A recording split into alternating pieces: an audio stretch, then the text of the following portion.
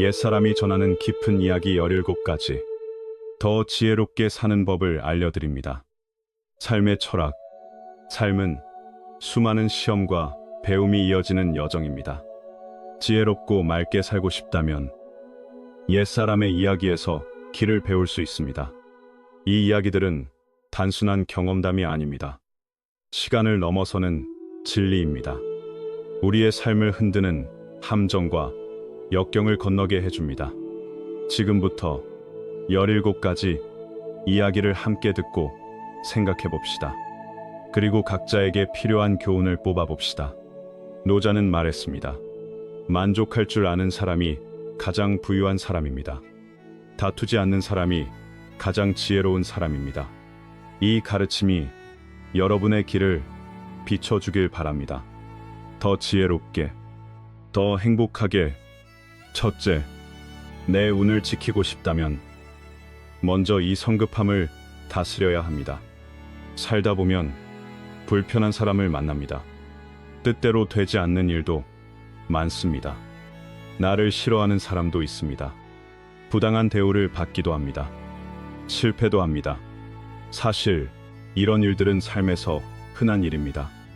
그래서 화낼 필요가 없습니다. 불평할 필요도 없습니다. 비교할 필요도 없습니다. 결국 비교와 분노는 고통만 남깁니다.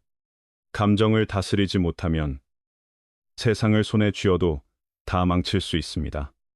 어떤 배달 소년이 있었습니다. 급히 배달을 가다 엘리베이터를 놓쳤습니다. 감정을 억누르지 못하고 엘리베이터를 계속 발로 찼습니다. 결국 공공재 훼손으로 신고가 들어갔고 경찰 조사를 받았습니다. 소년은 말했습니다. 집안에 일이 있어서 기분이 좋지 않았다고요. 거기에 엘리베이터까지 놓쳐 순간적으로 실수했다고요. 조사가 끝난 뒤 호텔 측은 사과를 받아들였습니다. 대신 손해를 배상하라고 했습니다. 소년은 반달치 월급을 물었습니다.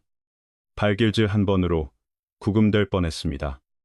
얻은 것보다 잃은 것이 더 컸습니다. 어떤 사람은 말합니다.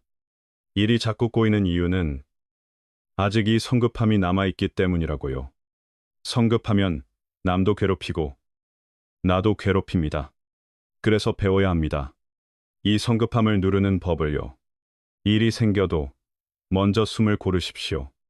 조금 더 참고 조금 더 기다리십시오. 그것이 내 평안과 복을 지키는 길입니다. 어른은 감정을 다스릴수록 더 많이 이룹니다. 사랑도, 삶도 그렇습니다. 감정을 조절하는 사람은 결국 더 큰 행복과 운을 얻습니다. 이 이야기의 교훈은 분명합니다.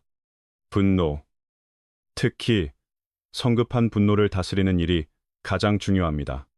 삶의 불쾌와 실패는 피하기 어렵습니다. 하지만 감정에 끌리면 스스로 모든 것을 더 망치게 됩니다. 분노를 다스리면 나를 지키고 남도 다치지 않습니다. 그 소년처럼 순간의 폭발이 큰 값을 치르게 합니다. 성공한 어른은 늘 침착합니다. 인내와 평정이 끝내 행복과 행운을 데려옵니다. 둘째, 사랑이 없는 게 아니라 이해가 없는 것입니다. 노자는 말했습니다. 남을 이해하는 사람이 지혜로운 사람이라고요. 남의 어려움을 알아주고 제때 손을 내미는 사람이 큰 지혜를 가진 사람입니다. 사람이 함께 살며 가장 자주 저지르는 실수는 이것입니다. 내가 익숙한 방식으로 상대를 사랑하는 것. 나는 널 위해서 라고 믿습니다. 하지만 상대는 감동하지 않습니다. 오히려 불편해합니다.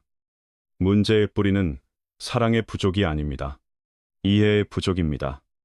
어느 어부 부부의 이야기입니다. 두 사람은 평생 다정했습니다. 한 번도 심하게 다툰 적이 없었습니다. 아내는 매우 착했습니다. 매일 가장 맛있는 생선을 골랐습니다. 머리와 꼬리를 떼고 가장 좋은 살만 발라 남편에게 주었습니다. 오늘은 구워주고 내일은 생강을 넣어 쪄 주었습니다. 아내는 남편이 먹는 모습을 바라보며 기뻤습니다. 자신은 남은 머리와 꼬리만 먹었습니다. 배만 채우면 된다고 생각했습니다. 수십 년이 흘렀습니다. 어느 날 남편이 해질녘에 한숨을 쉬며 말했습니다. 평생 당신에게 뭘 요구한 적이 없는데 이제는 말하고 싶다고요. 언제 한 번은 생선 머리를 해달라고요. 자기는 평생 생선 머리가 제일 좋았다고요. 아내는 그 말을 듣고 눈물을 쏟았습니다. 아내는 말했습니다. 자기는 어릴 때부터 생선살이 가장 맛있는 줄 알았다고요. 사랑해서 늘 좋은 살을 남편에게 주었다고요. 자기는 머리를 먹으며 참아왔다고요. 세상에서 가장 큰 오해는 사랑이 없는 게 아닙니다. 자기 방식으로만 사랑하는 것입니다. 이해는 사랑보다도 더 귀합니다. 길고 긴 인생에서 나를 진짜 이해하는 사람을 만나기 어렵습니다. 만나도 나를 정말 이해하려는 사람은 더 적습니다. 진짜 이해는 억지로 맞추는 게 아닙니다. 자연스럽게 스며드는 것입니다. 날씨와도 상관없습니다. 명예와 돈과도 상관없습니다. 그저 네가 받아들이기 쉬운 방식으로 사랑해 주는 것입니다. 교훈은 이것입니다. 사랑은 이해 위에서 완성됩니다. 돌봄만으로는 부족합니다.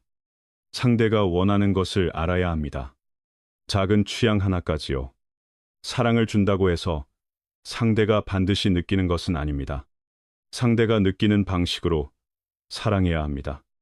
그럴 때 삶은 더 행복해집니다. 나를 진짜 이해하는 사람이 단 한 명이라도 있다면 그걸로 충분합니다. 셋째, 서두르면 성공이 멀어지고 침착하면 행복이 옵니다. 성격이 급한 사람은 큰 일을 끝내기 어렵습니다. 침착하고 온화한 사람에게는 행복이 자주 찾아옵니다. 기원전 260년 진나라가 조나라를 공격했습니다. 조나라의 대장군은 조괄이었습니다. 조괄은 정면 승부를 주장했습니다. 진나라 장수 백기는 일부러 초반에 작은 승리를 내주었습니다. 조괄은 우쭐해졌습니다. 3만 대군을 이끌고 결전을 벌이러 나갔습니다. 진군은 계속 지는 척했습니다. 조괄은 성급해졌습니다. 적이 유인하고 있다는 걸 몰랐습니다. 진군을 끝까지 추격해 진군 본영 근처까지 갔습니다. 그때 뒤쪽 진지가 함락됐다는 소식이 왔습니다. 보급로도 끊겼습니다. 진군이 조군을 완전히 포위한 것입니다. 조군은 안에 식량이 없고 밖에 구원도 없었습니다. 40여 일을 버텼지만 군심은 무너졌습니다. 조괄이 포위를 뚫고 나가려 했지만 매복한 진군의 화살에 전사했습니다. 주장이 죽자 조군은 무기를 버리고 항복했습니다. 교훈은 분명합니다. 인내와 침착이 성공의 핵심입니다. 조괄은 성급함 때문에 함정에 빠졌습니다. 서두르면 큰 실수를 합니다. 침착하면 전체를 보고 옳은 결정을 합니다. 성공은 용기만으로 오지 않습니다. 자기 통제와 인내가 함께 있어야 합니다. 넷째, 악을 들으면 곧바로 미워하지 말고 선을 보면 곧바로 친해지지 마십시오. 악한 사람이라는 말을 들었다고 즉시 미워하지 마십시오. 누군가의 모함일 수도 있습니다. 보복을 위한 꾸밈일 수도 있습니다. 선한 행동을 봤다고 즉시 믿고 붙지 마십시오. 권력과 이익을 노린 위장일 수도 있습니다. 전국시대 초나라의 대신 구론은 명라강으로 유배되었습니다. 어느 날 구론이 농부와 물소가 다투는 모습을 보았습니다. 구론은 웃으며 말했습니다. 물소는 고집이 세니 사람이 그걸로 다투는 건 어리석다고요. 사람이 더 현명하니 고집을 버려야 한다고요. 농부가 크게 웃으며 말했습니다. 자란이라는 권세 있는 자가 저 물소 같다고요. 어리석고 고집 세니 굳이 그들과 다투지 말았어야 한다고요. 그래서 굴언이 여기까지 와 고생한다고요. 굴언은 엄숙히 말했습니다. 그것과 같지 않다고요. 소인과 다투지 않고 모른 척하며 부당한 일에 동조하면 그건 출세와 재물을 위해 몸을 지키는 것일 뿐이라고요.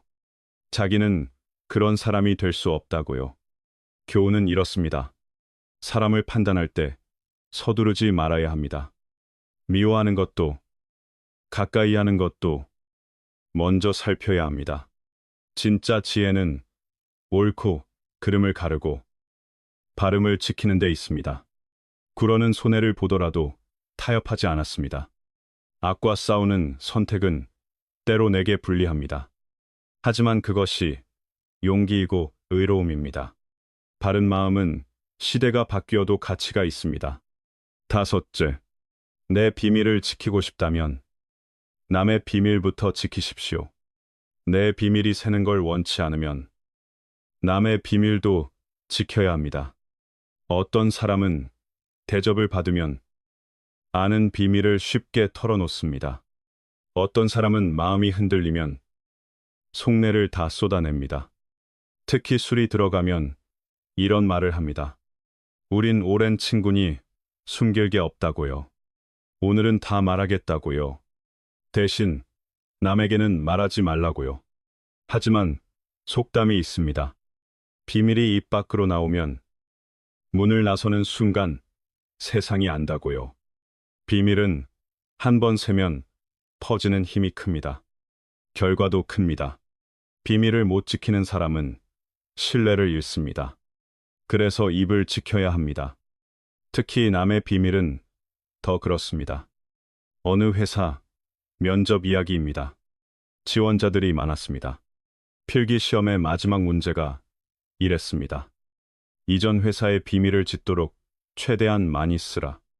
그는 주변을 보니 모두 열심히 적고 있었습니다. 그는 고민하다 시험지를 들고 면접관에게 갔습니다. 그리고 말했습니다. 죄송하지만 이 문제는 답할 수 없다고요.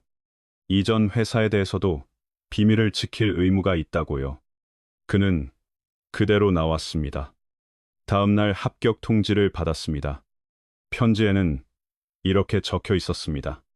당신의 직업, 윤리에 만족한다고요. 남의 비밀을 지킬 줄 아는 사람이 우리가 원하는 사람이라고요. 남을 존중하는 사람은 존중을 받습니다. 어떤 상황에서도 남의 비밀을 지키면 사람들은 당신을 믿고 맡깁니다. 큰 비밀이 아니어도 둘만의 사적인 일이라면 지키는 게 맞습니다. 교훈은 간단합니다. 비밀을 지키는 일은 도덕이자 책임입니다. 그 신뢰가 결국 나를 살립니다. 반대로 남의 일을 쉽게 퍼뜨리면 신뢰를 잃고 값도 잃습니다. 여섯째, 옳고 그름을 가리는 눈이 가장 중요합니다. 남의 의심 때문에 내 판단을 흐리지 마십시오. 내 고집 때문에 남의 의견을 무시하지 마십시오. 작은 사익 때문에 공동의 이익을 해치지 마십시오. 대중의 말로 사욕을 정당화하지 마십시오. 춘추 전국 시대, 제나라 장공이 최저의 아내와 사통했습니다. 최저는 장공을 죽였습니다. 안자는 제나라의 대신이었습니다. 임금이 죽었는데도 다른 사람들은 두려워 가까이 가지 못했습니다. 안자는 조문하러 갔습니다. 주변 사람이 물었습니다. 죽으러 가느냐? 도망치느냐? 안자가 말했습니다. 사람은 대의를 알아야 한다고요. 임금이 나라를 위해 죽었다면 신하도 따라 죽어야 하고, 임금이 나라를 위해 떠난다면 신하도 따라 떠나야 한다고요. 하지만 임금이 사사로운 욕망 때문에 죽거나 달아났다면 누가 그를 따라가겠느냐고요. 안자는 최저의 집으로 들어갔습니다. 관을 벗고 발을 구르며 통곡했습니다. 그는 시신이 널브러진 곳에서도 물러서지 않았습니다. 그리고 조문을 마치고 나왔습니다. 교훈은 이렇습니다. 진실을 보고 옳고 그름을 가릴 용기가 필요합니다. 남의 두려움이 내 길을 막게 두지 마십시오. 사익보다 공익을 먼저 보십시오. 정직과 정의는 끝내 사람을 살립니다.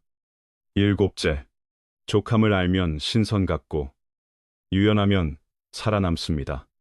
지금 가진 것에 만족할 줄 알면 마음이 마치 신선의 경지 같습니다. 만족을 모르면 끝없이 속세에 묶입니다. 기회는 유연한 사람이 잡습니다. 굳고 느린 사람은 늘 위험에 놓입니다. 당나라 때 공여사라는 사람이 있었습니다. 어릴 때 누군가가 유명 서예가 저수량의 진적을 많이 주려 했습니다. 공여사는 한 것만 받았습니다. 상대가 말했습니다. 세상에 드문 보물인데 왜 다 받지 않느냐고요. 가치가 금보다 귀하다고요. 공여사가 말했습니다. 금보다 귀하면 한 것만으로도 이미 충분하다고요. 그는 또 절반을 다시 돌려주었습니다. 그는 후에 여러 번 승진했습니다. 그는 늘 말했습니다. 이 정도면 충분하다고요. 그는 자리 옆에 물이 흐르지 않는 고요한 물병을 두었습니다. 마음이 이미 만족했다는 뜻이었습니다. 교훈은 이것입니다. 족함을 알면 마음이 편안해집니다. 욕심을 덜면 삶이 가벼워집니다. 필요한 만큼만 취하는 사람이 오래 갑니다. 내가 가진 것을 제대로 아는 것이 지혜입니다. 여덟째, 화내지 않는 법을 배우고 마음을 여는 법을 배우십시오. 태어날 때부터 온화한 사람은 드뭅니다. 강한 마음을 가진 사람은 경험 속에서 성품을 다듬습니다. 삶의 현실을 보고 감정을 다스리는 법을 배웁니다. 삶에서 흔히 봅니다. 능력이 작을수록 성질이 큽니다. 능력이 클수록 화가 적습니다. 화를 안 내는 게 아니라 자기 통제가 강한 것입니다. 누구나 오해받습니다. 뛰어나면 시기받습니다. 흠을 집요하게 물고 늘어집니다. 약해 보이면 무시당합니다. 이게 인간의 그늘입니다. 이 때문에 매번 화내면 끝이 없습니다. 그럴 때 한산과 습득의 대화를 떠올리십시오. 한산이 물었습니다. 세상이 나를 비방하고 속이고 모욕하고 비웃고 업신여기고 미워하고 속이면 어떻게 해야 하느냐고요? 습득이 답했습니다. 그를 참고, 그를 인내하고, 그를 존중하고, 그를 무시하고, 몇 년 더 기다려 다시 만나보라고요. 화내지 않으면 이미 이긴 것입니다. 잘 사는데 중요한 것은 결과만이 아닙니다. 마음가짐이 더 중요합니다. 성격이 곧 삶을 만듭니다. 좋은 태도를 가진 사람은 평범한 하루도 즐겁게 만듭니다. 삶은 열의 아홉이 뜻대로 되지 않습니다. 그럴 때 스스로에게 말하십시오. 괜찮다고요. 다 지나간다고요. 남은 시간이 길지 않습니다. 성품을 다듬고 복을 맞이하십시오. 교훈은 명확합니다. 세상은 불공평하고 말은 거칠고 시선은 날카롭습니다. 하지만 분노에 끌려가면 내 마음만 상합니다. 참고 흘려보내고 중심을 지키면 인생이 달라집니다. 아홉째, 화가 나면 어리석어지고 고요하면 더 맑아집니다. 마음이 혼란할 때는 평소 아는 것도 있습니다. 마음이 맑을 때는 잊었던 것도 떠오릅니다. 고요함과 분주함은 어리석음과 깨어있음의 차이를 드러냅니다. 도답자라는 관리가 있었습니다. 3년을 다스렸지만 공적은 없었습니다. 평판도 좋지 않았습니다. 그런데 집은 이전보다 3배나 부유해졌습니다. 아내가 말했습니다. 능력이 부족한 사람이 높은 자리에 있으면 재앙을 만난다고요. 공도 없는데 집이 부유해지면 화가 쌓이는 것이라고요. 비유도 들었습니다. 표범은 털의 무늬를 지키려고 안개 속에 숨어 지낸다고요. 돼지는 살이 찌면 잡힌다고요. 지금처럼 살면 후환이 오지 않겠느냐고요. 도답자는 듣지 않았습니다. 오히려 아내를 내쫓았습니다. 1년 뒤 그는 참수되었습니다. 교훈은 이렇습니다. 분노와 혼미는 이성을 가립니다. 고요함은 사실을 보게 합니다. 무능한 욕심은 결국 큰 값을 치릅니다. 가족의 바른 충고를 무시하면 재앙은 빨리 옵니다. 소나무 숲에서 주역을 읽고 대나무 그늘 아래서 서경을 펼칩니다. 새벽 창가에 고요히 앉아 주역을 읽다 보면 솔잎 위에서 떨어지는 작은 소리도 들립니다. 책에 좋은 구절을 동그라미 치며 저녁에도 책상 앞에서 글을 외웁니다. 바람 속에서 새소리가 대숲에 흩어집니다. 왕면이라는 사람이 있었습니다. 78살에도 들판에서 소를 치다가 학교에 몰래 들어가 아이들 낭독을 들었습니다. 듣고는 속으로 외웠습니다. 어머니가 아버지에게 말했습니다. 아이의 열정이 저렇다면 공부를 시키자고요. 왕면은 절에 머물게 되었습니다. 밤이면 몰래 법당에 들어가 불상 무릎에 앉아 등불 아래 책을 읽었습니다. 날이 밝을 때까지요. 법당의 흙으로 빚은 상들은 험상궂었지만 왕면은 전혀 두려워하지 않았습니다. 마치 아무것도 보지 못하는 것처럼요. 안양의 학자 한정이 그 이야기를 듣고 놀랐습니다. 그는 왕면을 제자로 삼았습니다. 왕면은 더 열심히 배웠습니다. 끝내 박학다식한 사람이 되었습니다. 고금에 통달했습니다. 누군가 그를 관직에 추천했습니다. 하지만 왕면은 말했습니다. 나는 땅이 있어 농사도 짓고 책도 읽을 수 있다고요. 어찌 사건 서류를 끌어안고 아침부터 밤까지 관청에 서서 남을 위해 목숨을 파느냐고요. 교훈은 이것입니다. 끈기와 배움에 대한 사랑은 인생을 바꿉니다. 왕면은 가난해도 꿈을 놓지 않았습니다. 명예에 자신을 팔지 않았습니다. 중요한 것은 지식을 쌓고 자신을 키우는 일입니다. 11째, 부정적인 생각으로 스스로를 깎아내리지 마십시오. 헨리 프레더릭 에이먼은 말했습니다. 사람의 가치는 소유나 업적이 아니라 그 사람의 본질에 있다고요. 미국 100달러 지폐 이야기입니다. 강연자가 지갑에서 100달러 한 장을 꺼냈습니다. 그리고 물었습니다. 이 돈을 받고 싶은 사람 있냐고요? 모두 손을 들었습니다. 강연자가 다시 물었습니다. 정말 원하는 사람이 있냐고요? 대부분 손을 내리지 않았습니다. 강연자가 말했습니다. 이 돈으로 뭔가를 해보겠다고요. 그러고는 지폐를 구겨 바닥에 던졌습니다. 발로 밟았습니다. 그리고 다시 물었습니다. 이 돈을 아직도 원하냐고요? 여전히 많은 사람이 원했습니다. 강연자가 말했습니다. 구겨지고 밟혀도 돈의 가치는 변하지 않는다고요. 사람도 그렇다고요. 누가 뭐라 해도 넘어지고 짓밟혀도 당신은 여전히 당신이라고요. 부정적인 생각으로 자신을 떨어뜨리지 말라고요. 당신의 진짜 가치는 사라지지 않는다고요. 다만 스스로 그 가치를 소중히 여기지 못했을 뿐이라고요. 마일리 사이러스의 이야기입니다. 이 이야기를 떠올리면 마일리 사이러스의 변화가 생각납니다. 그녀는 늘 화제가 되었습니다. 기복이 큰 삶의 장면들 때문에요. 마일리는 17살 때 영화 한나 몬타나 더 무비의 주연으로 널리 알려졌습니다. 언론은 칭찬을 쏟았습니다. 예쁜 얼굴, 밝은 웃음, 좋은 목소리, 당시 많은 청소년의 상징이었습니다.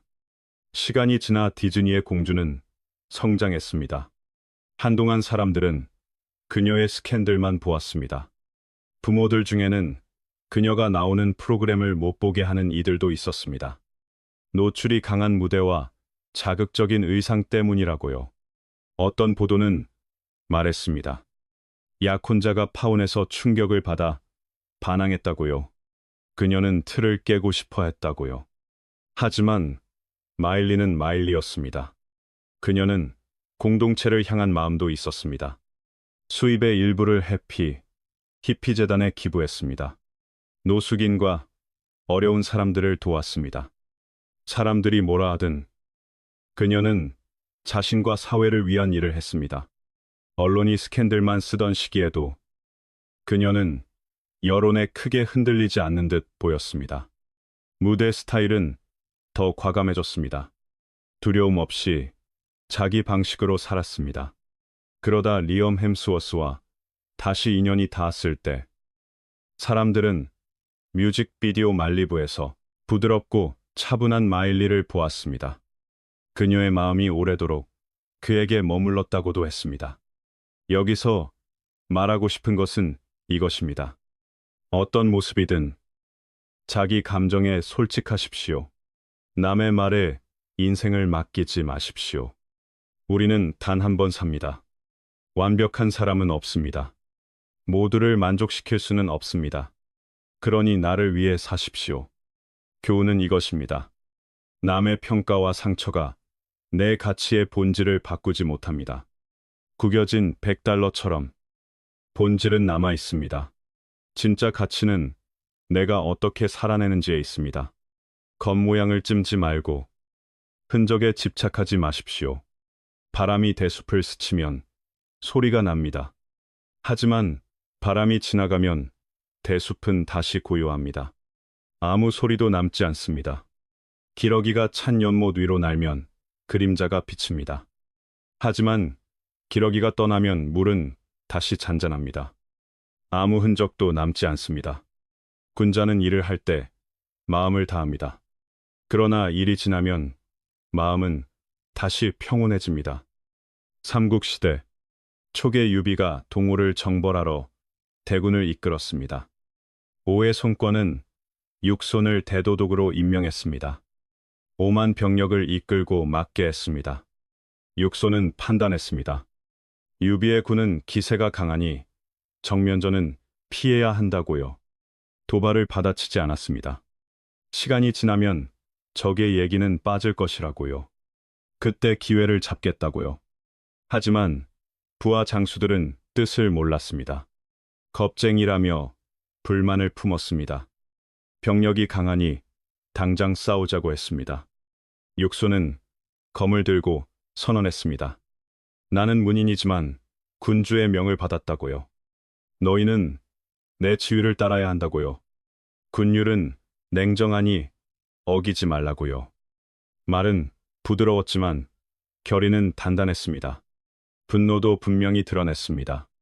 병사와 장수들은 두려워했습니다. 그 뒤로 누구도 거역하지 못했습니다. 결국 육손은 화공으로 촉군을 크게 이겼습니다. 교훈은 이것입니다. 지도자는 흔들리지 않아야 합니다. 주변의 오해와 압력에도 중심을 지켜야 합니다. 기회는 기다릴 줄 아는 사람에게 옵니다. 때가 오면 단호하게 움직여야 합니다.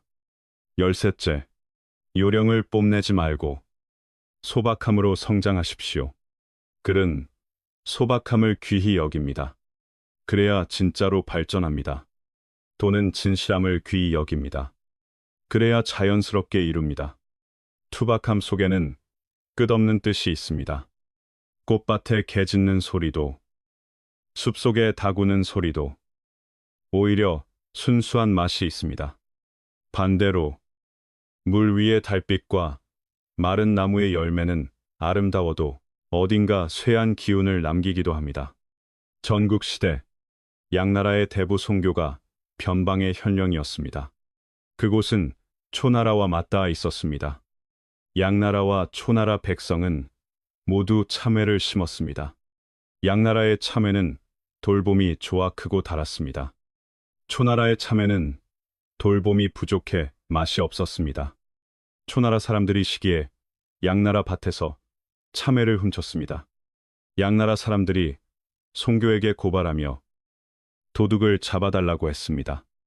송교는 말했습니다. 양과 초는 이웃이니 진심으로 아껴야 한다고요. 그리고 양나라 사람들에게 초나라 밭에 물을 대신 주게 했습니다. 초나라 참외도 점점 좋아졌습니다.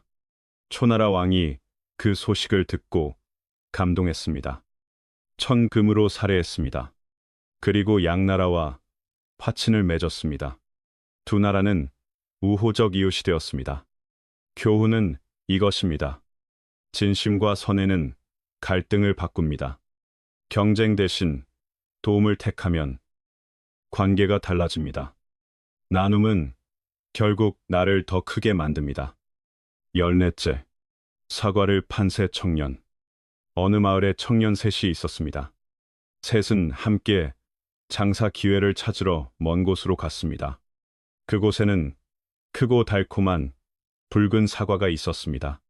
첫째, 청년은 가진 돈을 모두 써서 가장 좋은 사과를 대량으로 샀습니다. 고향으로 실어와 비싸게 팔았습니다. 금방 부자가 됐습니다. 둘째, 청년은 돈의 절반으로 좋은 묘목 100그루를 샀습니다. 고향에 가져와 언덕에 땅을 빌려 심었습니다. 셋째, 청년은 여러 날을 걸으며 사과밭과 생태를 관찰했습니다. 그는 밭의 흙을 조금 가져와 연구했습니다. 그리고 고향의 황량한 언덕을 빌려 3년 동안 흙을 고치고 살렸습니다. 그 뒤에야 묘목을 들여와 심었습니다. 세월이 흘렀습니다. 첫째는 여전히 사과를 사서 팔았지만 경쟁과 운송비 때문에 이익이 줄었습니다. 때로는 손해도 봤습니다. 둘째는 자기 밭이 있었지만 맛이 첫째가 팔던 사과만큼 좋지 않았습니다. 그래도 운송비가 없어 꾸준히 남겼습니다. 셋째는 최고의 품질을 만들었습니다. 사람들이 몰려왔고 늘 높은 값에 팔았습니다. 인생도 같습니다. 기여가 적으면 수입도 작습니다. 관리자는 몇 년을 보고 결정합니다. 기업가는 수십 년을 봅니다. 성과는 시야에서 갈립니다. 같은 기회여도 접근이 다르면 결과가 다릅니다. 빨리 돈을 번 사람이 끝까지 가장 부자는 아닙니다. 멀리 보는 사람이 오래 성공합니다. 15째, 산속에 살면 마음이 맑고 속세로 돌아오면 탁기가 가득합니다. 깊은 산에 살면 마음이 넓어지고 맑아집니다. 무엇을 보아도 고상한 감정이 올라옵니다. 구름을 보고 새가 날아오르는 걸 보며 속세를 넘는 생각을 하게 됩니다. 맑은 시냇물이 계곡을 흐르면 속된 때를 씻고 싶어집니다. 늙은 소나무와 겨울 매화가 눈을 맞으며 서 있는 모습을 보면 사람도 그처럼 당당하고 싶어집니다. 하지만 속세로 돌아오면 많은 것이 나와 상관없는 것처럼 느껴지기도 합니다. 심지어 내 몸조차 버겁게 느껴질 때도 있습니다. 진문공 이야기가 있습니다. 진문공, 중인, 유랑을 오래 했습니다. 그를 끝까지 따른 사람이 계자추였습니다. 공이 컸습니다. 중이가 돌아와 임금이 되자 공신들에게 상과 땅을 내렸습니다. 그런데 계자추만 잊었습니다. 누군가가 익명으로 그를 붙여 비판했습니다. 진문공은 부끄러워했습니다. 사람을 보내 계자추를 부르려 했지만 계자추는 이미 어머니를 업고 산으로 들어가 은거했습니다. 진문공이 여러 번 내려오라 했지만 계자추는 말했습니다. 어머니를 모시며 효를 지키고 싶을 뿐이라고요. 권력도 상도 원치 않는다고요. 진문공은 산에 불을 질러 그를 나오게 하려 했습니다. 계자추는 굴복하지 않았습니다. 끝내 어머니와 함께 나무를 끌어안고 숲에서 죽었습니다. 교훈은 이것입니다. 결심과 충정, 그리고 효는 가장 귀합니다. 계자추는 유혹에 굴복하지 않았습니다. 명예보다 원칙을 지켰습니다. 영광은 오고 가지만 인격은 오래 남습니다. 진심은 존중 위에서만 빛납니다. 16째, 남을 믿기보다 결국 나를 굳게 세워야 합니다. 나라를 다스리는 자에게 가장 필요한 것은 임금의 도리를 지키고 백성을 사랑하고 교화하는 일입니다. 강한 나라의 기대는 외교는 임시방편일 뿐입니다. 근본은 스스로 강해지는 데 있습니다. 등나라 문공이 맹자에게 물었습니다. 등나라는 작은 나라이고 제나라와 초나라라는 큰 나라 사이에 끼어 있다고요. 둘 다 맞추려 해도 힘이 없다고요. 어느 나라에 기대야 안전하냐고요. 맹자가 말했습니다. 남만 의지하면 확실하지 않다고요. 재를 따르면 초가 화내고 초를 따르면 재가 화낸다고요. 방법은 하나라고요. 스스로 나라를 지키는 것, 해자를 깊게 파고 성을 높게 쌓고 정치를 바르게 하여 백성의 마음을 붙잡으라고요. 나라에 변고가 생기면 임금이 죽을 각오로 나라를 지키면 백성도 함께 죽을 각오로 지킨다고요. 그 마음으로 나라를 지키면 어느 누가 감히 침범하겠느냐고요. 작은 나라는 큰 나라를 공경하는 외교도 필요합니다. 하지만 내부를 바로 세우고 백성과 함께 서는 힘이 가장 중요합니다. 시대가 달라도 마찬가지입니다. 내치가 튼튼해야 외교도 빛납니다. 교훈은 이것입니다. 지속 가능한 힘은 바깥이 아니라 안에서 나옵니다. 자립과 자강, 그리고 백성의 단결이 나라를 지킵니다. 17째, 눈물은 각자 닦는 것입니다. 누가 내 대신 울어줄 수 있겠습니까? 인생은 쓰고 맵습니다. 기쁨과 슬픔, 만남과 이별이 반복됩니다. 그래도 우리는 살아야 합니다. 그리고 잘 살아야 합니다. 왜 남을 만족시키려 애씁니까? 차라리 나를 기쁘게 하십시오. 괴로운 삶을 시로 바꾸고 차가운 세상을 따뜻함으로 바꾸는 것이 능력입니다. 삶의 중심이 돈이면 고통이 큽니다. 삶의 중심이 사랑이면 상처가 큽니다. 삶의 중심이 높아짐이면 번뇌가 큽니다. 하지만 삶의 중심이 관용이면 행복이 커집니다. 삶의 중심이 받아들임이면 마음이 편해집니다. 감사로 살면 마음이 선해집니다. 병상에 누워보면 알게 됩니다. 그때는 다들 나를 피합니다. 친구는 돈 빌릴까봐 두렵고, 부모는 낳지 못할까 두렵고, 배우자는 부담이 될까 두렵고, 상사는 복귀 못할까 두렵고, 의사는 병원비가 없을까 두렵습니다. 그때 평정도 여유도 사라집니다. 그래서 반드시 몸을 돌봐야 합니다. 내 것이 아닌 것이 많습니다. 하지만 내 몸은 내 것입니다. 건강만이 진짜 내 자산입니다. 나를 아끼고 돌보십시오. 사람들은 말합니다. 피곤하면 쉬라고요. 하지만 쉬면 돈이 생기냐고요. 아프면 약 먹으라고요. 누가 약을 사주냐고요. 힘들면 괜찮다고요. 누가 진짜 도와주냐고요. 말만 듣지 마십시오. 행동을 보십시오. 앞으로 나아가십시오. 내가 노력하지 않으면 아무도 내가 원하는 삶을 대신 선택해주지 않습니다. 세상에서 가장 확실한 것은 이것입니다. 아픈 건 나입니다.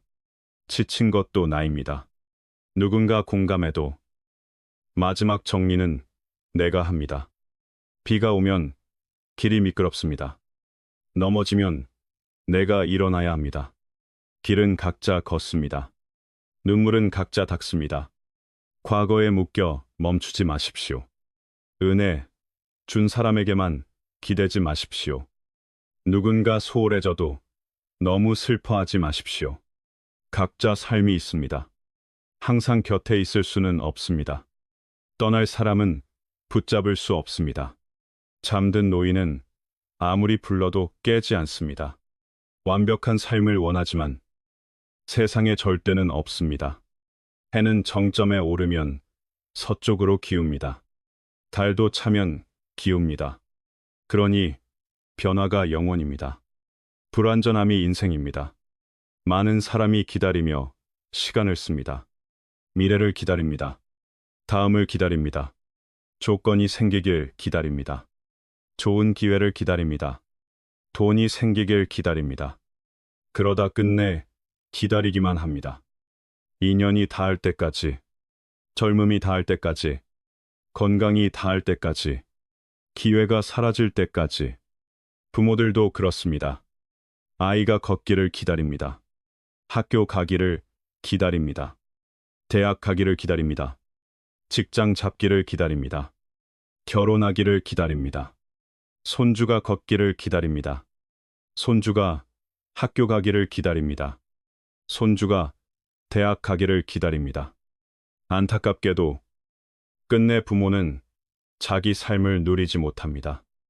시간은 기다려주지 않습니다. 조금만 더 미루면 괜찮다고 생각하지만 1초, 2초가 쌓이면 수년이 됩니다. 그 사이 삶은 지나갑니다. 기쁨은 미룰 수 없습니다. 지나가면 돌아오지 않습니다. 건강도 미룰 수 없습니다. 이르면 인생이 무너집니다. 교육도 미룰 수 없습니다. 어릴 때 무너지면 바로잡기 어렵습니다. 효도도 미룰 수 없습니다. 부모가 떠나면 기회가 없습니다. 우정도 미룰 수 없습니다. 멀어지면 다시 잊기 어렵습니다. 청춘도 미룰 수 없습니다. 돈으로도 다시 살 수 없습니다. 그러니 후회를 남기지 마십시오. 시간을 붙잡고 최선을 다하십시오. 인연을 소중히 여기고 기회를 소중히 여기고 살아있는 이 순간을 소중히 여기십시오. 시간을 아끼는 것은 곧 생명을 아끼는 것입니다. 삶은 늘 완벽하지 않습니다. 그래도 내 삶은 내가 삽니다. 남에게 기대며 살지 마십시오. 기다리기만 하다 중요한 것을 놓치지 마십시오. 결국 책임은 내 몫입니다. 지금 가진 것을 아끼고 오늘을 살아내고 시간을 낭비하지 마십시오. 넘어졌을 때 일어나는 사람도 나입니다. 고통을 가장 선명히 느끼는 사람도 나입니다. 그러니 더 단단하게, 더 담담하게 앞으로 걸으십시오. 끝까지 들어주셔서 감사합니다. 이 이야기들이 여러분에게 작은 휴식이 되고 삶에 쓸만한 교훈이 되었길 바랍니다. 도움이 되셨다면 좋아요를 눌러주세요. 영상도 공유해주세요. 그리고 삶의 철학 채널을 구독해주세요. 다음 영상에서 또 깊은 이야기로 찾아뵙겠습니다. 다시 한번 감사합니다. 다음 영상에서 뵙겠습니다.